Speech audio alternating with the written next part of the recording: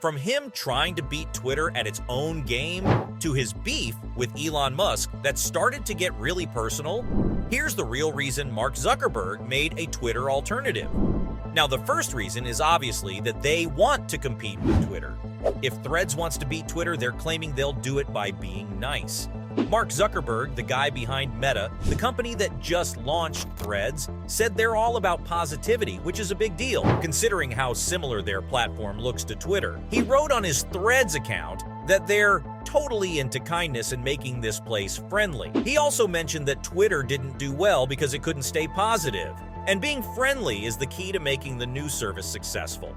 Now, they want to sue Meta for allegedly copying its app, but Zuckerberg wants to steer clear of the negativity associated with Twitter. By the way, Zuckerberg recently agreed to Elon Musk's challenge for a cage fight, so he's not all about being nice. But that's not the only reason why Zuck felt the need to make a Twitter clone. There's also the fact that the platform has kind of been a dumpster fire lately. Twitter has had its fair share of controversies in the past, but I don't think it's nearly as close to anything that's gone on recently. It just shows how the tech industry perceives its performance under Musk's ownership. When Musk took over Twitter in a $44 billion deal last October, he caused two major disruptions. First, he made changes like massive job cuts and viewing restrictions, which generated negative headlines and seemed to affect the platform's performance. Then, he upset the liberal user base by bringing back controversial figures like the misogynistic influencer Andrew Tate. He also initially banned journalists, but later backtracked and reinstated them. Rebecca McGrath, a technology analyst at Mintel, explains that users are usually reluctant to switch platforms entirely. But Musk's controversial actions and platform changes have created a unique opportunity for Zuckerberg and Threads. People generally stick with a platform once they're used to it, but Twitter has become so controversial that it has opened up a gap in the market that didn't exist before.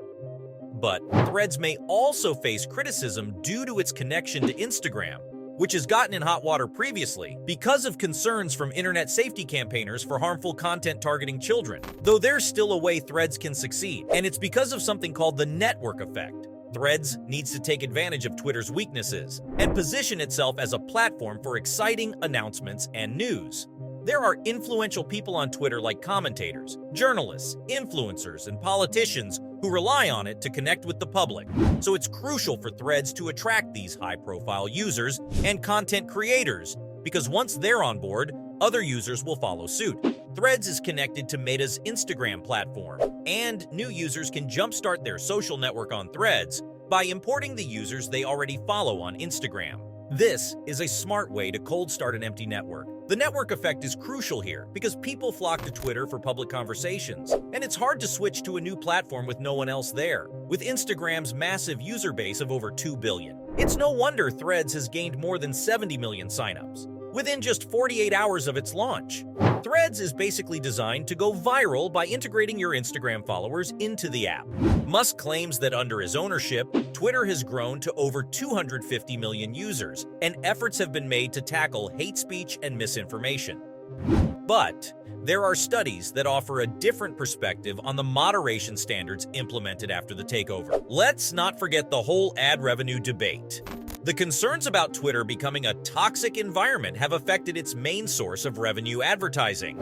In 2021, advertising made up 90% of Twitter's $5.1 billion annual revenue. After the takeover, issues with moderation standards and a poorly executed relaunch of Twitter's subscription product caused advertisers to either pause or massively reduce their spending. Musk predicted that annual revenue would drop to $3 billion this year, which is a huge blow to their figures. The destruction of Twitter's advertising base poses a serious threat to the company, which has a long history of financial losses and now carries a $13 billion debt burden, costing $300 million every quarter. Sure, Zuckerberg's kindness could harm Twitter, but the lack of advertiser cash will be just as bad. Musk even warned shortly after the takeover that bankruptcy was a possibility, although he recently showed hope that the company could achieve positive cash flow to help manage its debts. But here's the introduction of Threads adds to this pressure and really highlights some of Musk's missteps by providing an alternative platform for advertisers. But they'll have to wait because Adam Mosseri, the head of Instagram, stated that they want to get the platform right before introducing advertising.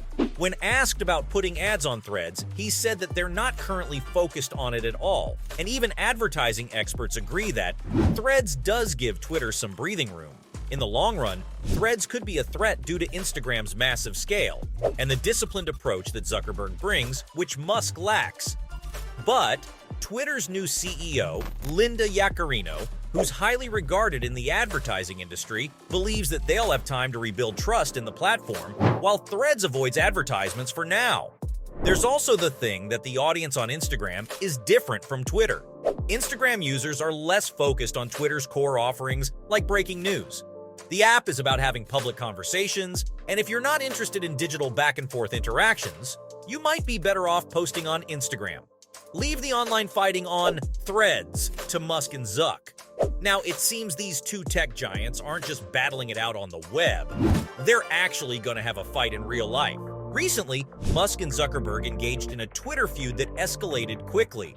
Musk suggested a cage fight, and Zuckerberg responded by challenging Musk to send him the location. Turns out, Mark's post on Instagram wasn't a joke, so now the ball is in Musk's court. After the story broke, Musk replied with Vegas Octagon and even shared his move called the Walrus, where he basically lies on top of his opponent and does nothing. Musk has been teasing Zuckerberg on Twitter with remarks like, "Zuck my tongue." During a Meta all-hands meeting, Chief Product Officer Chris Cox said that the company believes creators want a version of Twitter that is sanely run, which was met with cheers. In a recent podcast interview, Mark expressed his desire for Twitter to have 1 billion users. If we're talking about tech billionaire CEOs physically fighting, a Musk versus Zuckerberg match would be epic. Musk, being 51 and larger in size, has a physical advantage, and he claims to have been in hardcore street fights during his upbringing in South Africa. On the other hand, the 39-year-old Zuckerberg is an aspiring MMA fighter who has already won jiu-jitsu tournaments. He also completed the intense Murph Challenge workout in under 40 minutes. Regardless of who would come out on top, it's safe to say that a Musk versus Zuckerberg fight would be incredibly entertaining. The whole fighting world is enjoying the potential fight. And guess what? Dana White is already fully promoting the fight. The UFC president is incredibly hyped about this fight. He believes it will be the biggest fight ever, even surpassing McGregor versus Mayweather. In fact, he's so confident that he said the Musk-Zuckerberg battle will break all pay-per-view records. And he might be onto something. Just think about the ticket prices. A regular UFC pay-per-view costs around $80, but the Musk-Zuckerberg showdown, it's going to be worth way more. These two billionaires have a combined net worth of a whopping $340 billion, so breaking financial records is almost a guarantee. It gets even more exciting. Italy's government wants in on the action and has a mind-blowing offer. They reached out to Elon and Mark saying, "Hey, let's have the fight at the famous Roman Colosseum. You know that ancient place that has been around for like 2,000 years?" Apparently, an Italian government official spoke to Mark, who then revealed it to Dana. White's team actually got in touch with the Italian officials. They are dead serious about making this once-in-a-lifetime event happen. Picture Elon versus Mark in the historic Colosseum. It'll be something out of a movie. Italy definitely recognizes the money-making potential here. Come on, you can't deny how much more epic and legendary this fight would be if it takes place in such a historic location. It's like stepping into a time machine and witnessing a clash of titans. So, from Zuck's beef with Elon Musk, that's starting to get really personal, to him trying to beat Twitter at its own game, that was the real reason Mark Zuckerberg made a Twitter alternative.